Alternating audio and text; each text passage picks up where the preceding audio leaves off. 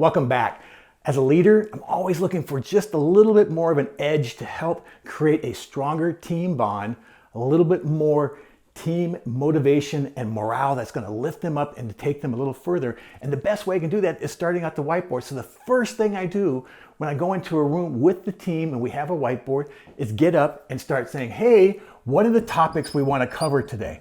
Now, if I have an agenda already, we're going to put up there, but I want to have them add to that. They may want to talk about revenue, right?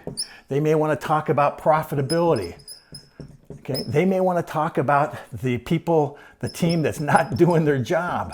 There might be a whole bunch of stuff. So what I've immediately done is within the first 5 minutes, I've gone out and get all the topics on their mind, and I'm validating people as they tell me their topics. And if they don't speak up, I'm assuming that they're good with going that, but I make sure I ask around the room, everybody, is there anything that we missed?